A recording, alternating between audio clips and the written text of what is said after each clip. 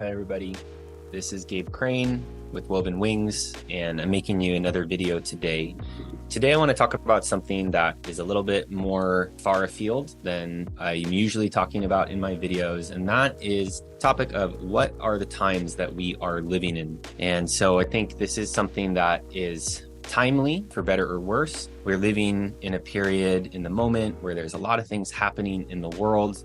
Obviously, there's a lot of conflict that is in the news, and there's all sorts of different things happening. You know, where I live on Maui, we're just now approaching 4 months since there was a really devastating fire in multiple parts of the island, and so much life was lost and property, and it was a big transformational moment for our tiny island here. And then, of course, we've had the horrific attacks in Israel and the wars that have taken place as a result of that. And if we zoom back out beyond that, we're living in a time of radical change, climate foremost amongst it, right? Of course, there are the broader political dynamics that are happening in the world right now with the war in Ukraine and with Russia. And then, as I was saying, with climate change, you know, we're living in a time where things are really transforming in a fundamental way about what it means to be human on this planet, what it means to be in our habitat on this planet.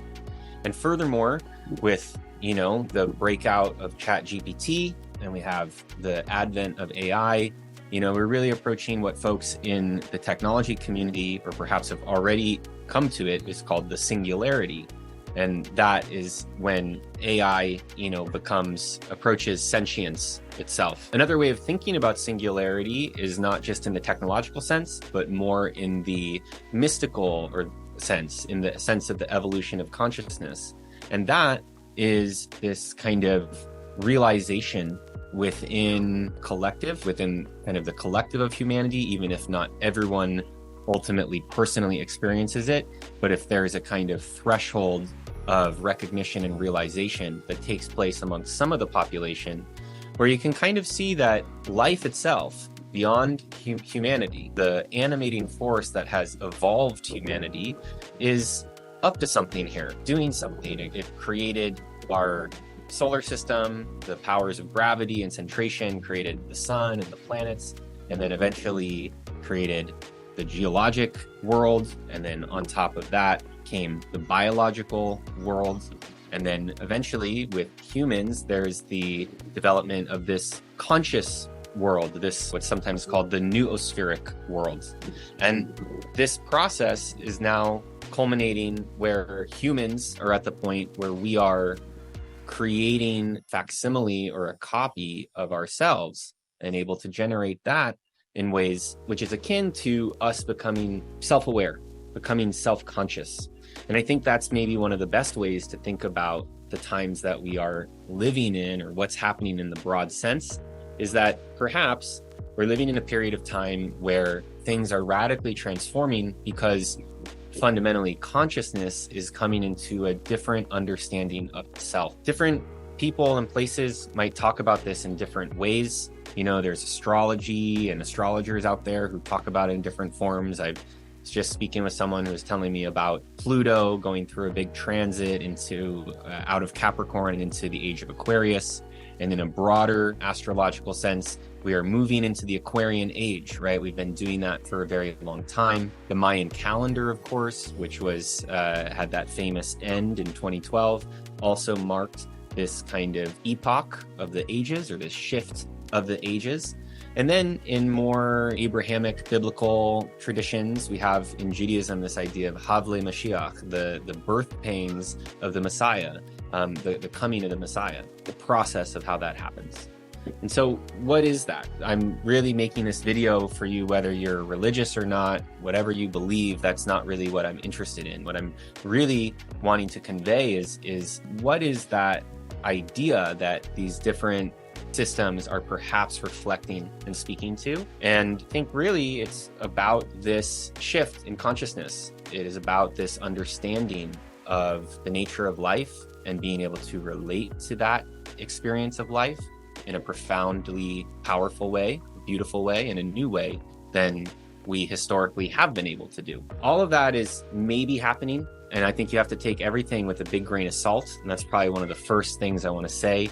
But everything that I've just said And one of the key takeaways is like, all that's really interesting to think about. And there is some really sound basis, I would say, if you look at the evidence, to say that, wow, there are really this moment in human history, although all moments in human history are also like this, is really profound and different in a way that we have not really experienced before.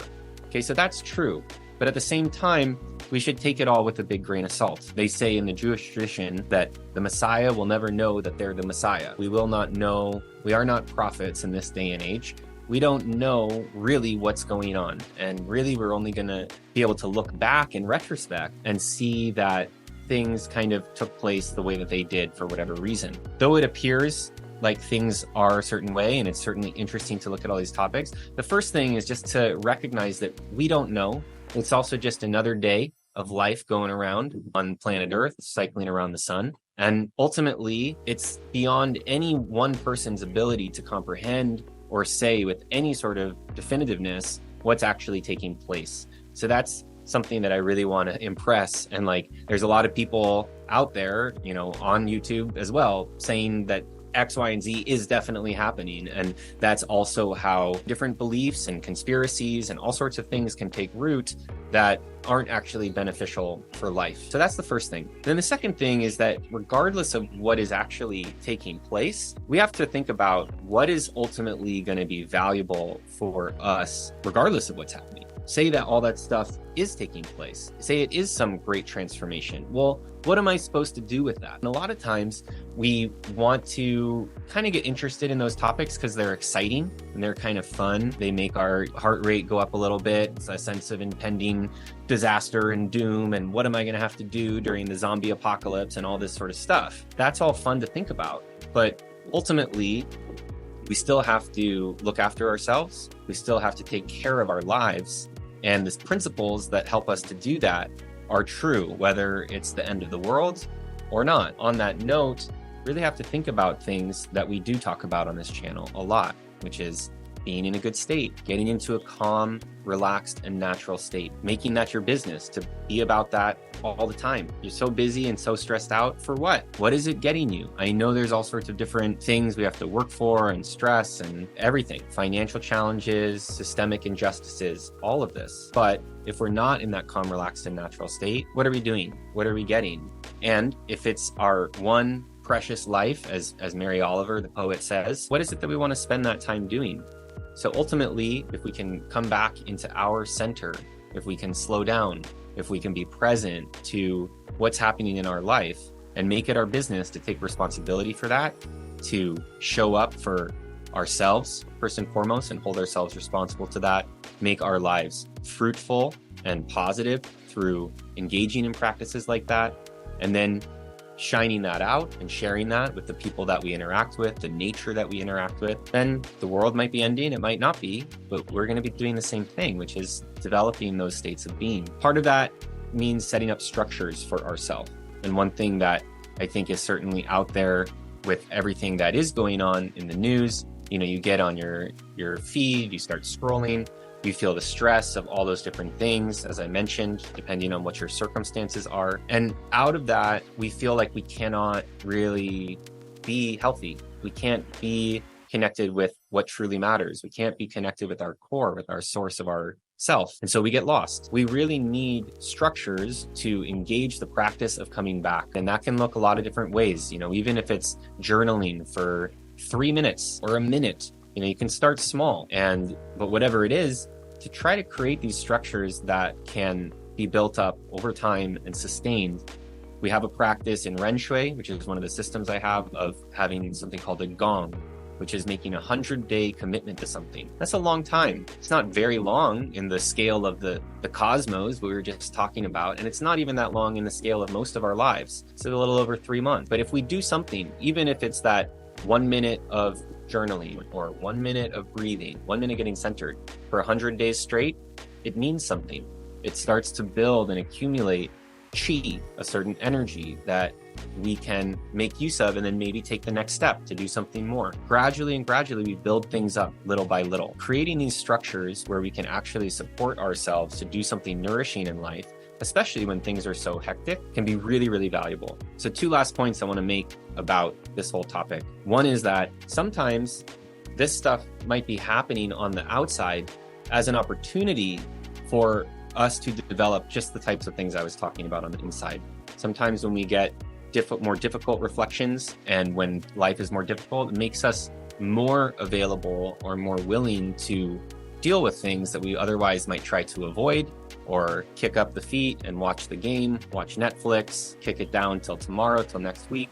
Sometimes when the alarm bells are ringing outside and there's so much happening in the world, it serves as a wake-up call that like, wow, the time is now. I really need to do something. And so that is a positive way that you can relate with the circumstances of the world. Let it be a wake-up call to you to do something positive with your life. And it doesn't mean necessarily getting on some mission or going out and protesting or becoming part of the fight. That's not what I'm talking about at all. What I'm really talking about is developing and cultivating that sense of meaning, of presence in your life, and being a source of sanity in your world, to the people around you, in your world, of creating a space where your heart is coming through, where your compassion is shining through, and where your true self can actually shine out to create some structure and order in your immediate reality. And if more of us are doing that, then it's going to make a difference. It might be a small difference, but it'll make a big difference to you. And who knows, as we heap up small achievements and small achievements together, we might get somewhere really substantial. Then the last thing I want to just say is that we have this phenomena in Ren Shui that we refer to around things like this. When we are experiencing awakening or processes of realization, new experiences on a personal level, there can be what's called the co-arising of the real and the unreal. Anyone who's had maybe a Kundalini awakening or had a manic episode can perhaps relate to this, where there's an intense experience of otherworldly, divine experience and love. And then simultaneously or shortly thereafter, there's also the influx of all sorts of ideas and attachments, like maybe I'm very special about that, I'm the Messiah. Or on the flip side, paranoia and fear, bad things are going to happen, or bad things, people are after me, or all sorts of things like that. And it can take on many, many different permutations. But the biggest thing that I want to share about that is that happens. That is normal as this process happens. As we go through awakening, it tends to unearth and bring forward some of these qualities as well. And so when that's happening, really what we have to do is we have to let those things go. We have to let the unreal go. And that's why that grain of salt is really important. You got to take everything that you experience with a big grain of salt, let it go, and keep returning back to the origins and the source of all of it, which is what's really nourishing throughout all of it. What's actually there is the love that we experience, the space inside us that is emanating from some magical, mysterious place. And that's what matters. And if we keep connecting with that, we keep sharing that, as I hope I'm doing with you right now, then life will be what it is.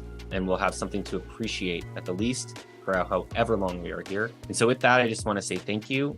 I'm excited to kind of explore more of these topics with you guys in grounded and sound ways. And I hope this has been helpful to you. So if you enjoy, please like us, share us with a friend, and I hope it benefits you. Take care.